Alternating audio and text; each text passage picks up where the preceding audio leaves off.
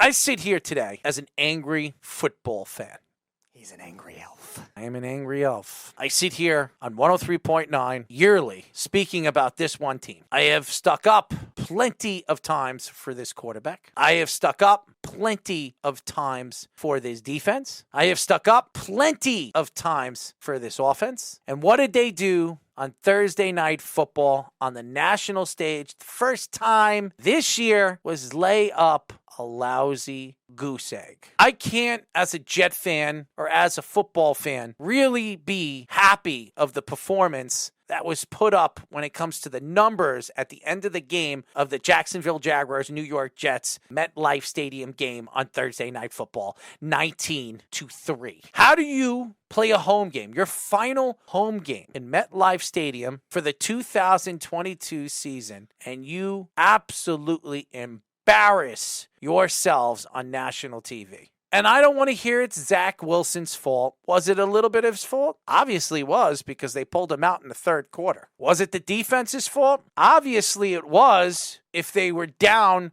13-3 in the half. I can't sell this team any more than what I've seen it. This was a mediocre team all season long. When they were on that winning streak, they beat second-hand quarterbacks that were backups. Robert Saleh has a lot of explaining to do in the offseason, because next year, it is a big season for the New York Jets, because this could be Robert Saleh's head and possibly Joe Douglas's head. Joe Douglas has had very good drafts. You could see that his draft was fantastic this year. You add two rookies to that Pro Bowl. You're talking about the best of the best. Two out of the elite three that were drafted in the first round. Two of the top 10, they hit. Now, Breece Hall would have been 3 out of the top 4. That says a lot about what he did this year. And Sauce was the number one vote getter at the corner position. But I don't know what happened to Sauce on Thursday Night Football. He didn't have a good game. I don't care if he didn't give up any touchdowns. There were many plays he could have made in the open field, and he didn't. Maybe it was because he made the Pro Bowl and he felt the season was over. Maybe the Jets just didn't want to play for Zach Wilson. But Robert Saleh is the head coach of this team. And Mike LaFleur should not be the offensive coordinator by the end of the season. I don't care what he tries to sell to the fans.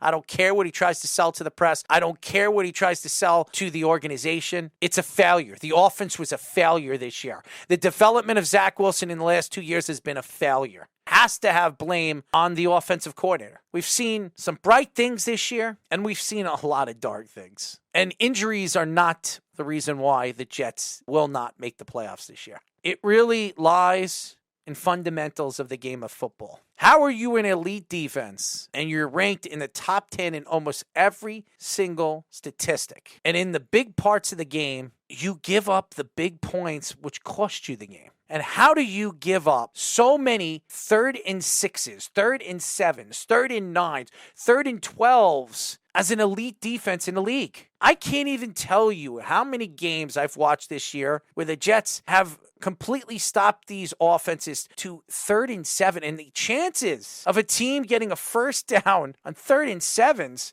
is like 20%. It's so small. Why is it when it's the Jets defense, it's all the time? It's automatic. It is absolutely embarrassing. There is no excuses to this defense. They're an elite defense, one of the top 5 defenses in all of football. And for anybody to argue that, including the Jet fans, and make excuses about what this team did is disgusting. And they've done it now. The last 4 games they've played against top offenses, they've done that a lot in 3 of those games. Minnesota did a lot. Now, granted, Minnesota is one of the better 3rd and long offenses. Detroit, they did it again. Lots of 3rd down conversions. Lots of bad tackling. This Jacksonville team, much of the same. They didn't have like a lot of these spectacular catches. Christian Kirk had this gorgeous route ran on DJ Reed or anything like that. No, it was Evan Engram after the catch, ETN and a lot of the backup running backs on a lot of these shorter passes and just got a lot of yards after the catch, and they never adjusted. Yeah, you could have all the talent you want on D. I compared them a couple weeks ago to the 2012 Seahawks, the early stages of the Legion of Boom. They have a lot of talent. They're getting a lot of pressure, 4th highest pressure rate in the league. If you can't adjust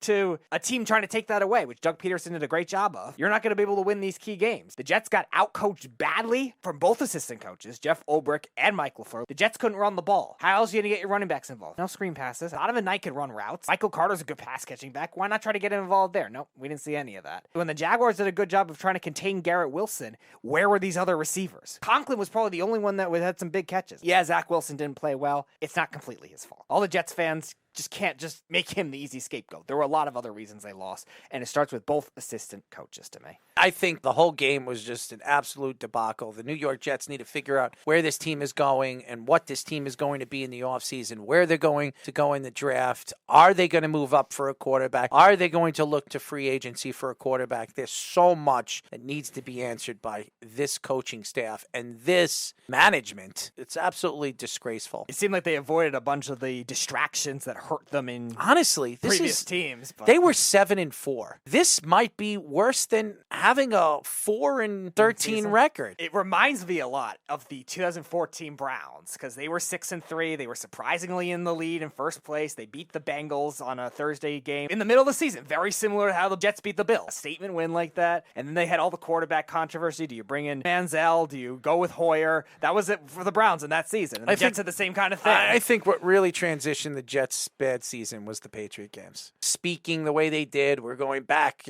We're going to New England and we're going to shut them up. And they were embarrassed. And they were the better team. Every single loss that they had this year, they were the better team. Even in the Buffalo game, they were the better team at certain aspects of the game. But they lost. And losing is losing, and winning is winning. They definitely were in the Detroit game. Those 2 touchdowns were terrible. Yeah. They should have won the Detroit game. Yeah. 2 fundamental just lapses. In this Jaguar game, the Jets were the better, most talented team out of this game and the Lions game and the Patriot games. But they lost. And right now, they're looked at as a losing organization, and they're going to go into the offseason as a losing organization again. There's really nothing to cry about here. I think the Zach Wilson era for the New York Jets is over. I know it's been 2 years and that's it. I cannot see the Jets going into the offseason with Zach Wilson as their QB1 to sell to the fans. The fans are not going to like it. They're not going to be excited to know that Zach Wilson will be starting next year as the Jets quarterback. And I don't think he will, because if you're pulling Zach Wilson again after 2 games in the third quarter because you know he's just not it, that's a telling story right there that they already believe it's done. Or at least with this coaching staff, because we saw that happen with Tua as well. But now this year he's playing a lot better with a different coaching staff, so maybe he just needs to change of scenery. I don't think they're firing Robert Saleh. So Zach Wilson is more likely to be traded than Robert Saleh being fired. I don't know what they're going to get for Zach if they do decide to trade him. Maybe a team will offer him a third, a second. A team maybe believes they can fix him.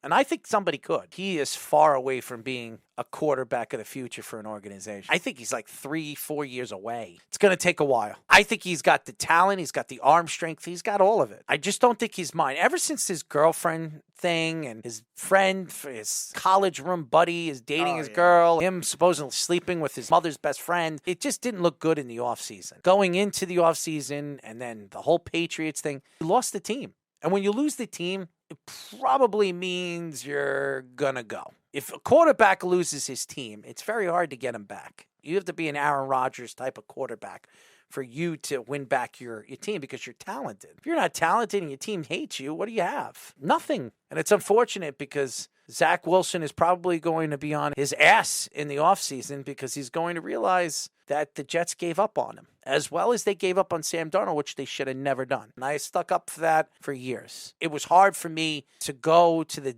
Zach Wilson bandwagon, and I tried. It's a sad offseason we're going to go into as a Jet fan, and everybody's going to say, well, we still have a chance. We don't have a chance. The Dolphins, Chargers, and Patriots, you need 2 of those 3 teams to lose out. It's just not happening. Now, the Patriots could. The Chargers are not. And Miami's not either. So it's over. If they had a chance, they had to win one of these 2 games. And they lost them both. Their final 2 home games, gone. And they're going to go into Seattle next week. And they're going to lose that game. And then they'll go into Miami and lose that game. And as well as they should. Because the more games you lose, the better chances you can get and move up in the draft. Because this is still a pretty good draft, and you're probably going to get somewhere between 10 and 12, which are very high picks. And you could get an opportunity to get a good player there. Maybe not a quarterback, but you could get one of the better players at the position you're looking for. I think it's time to decide that Strevler will be the starting quarterback for the rest of the year, and then they move on. Zach will not start next week. You cannot sell that to the Jet fans that Zach Wilson will start next week.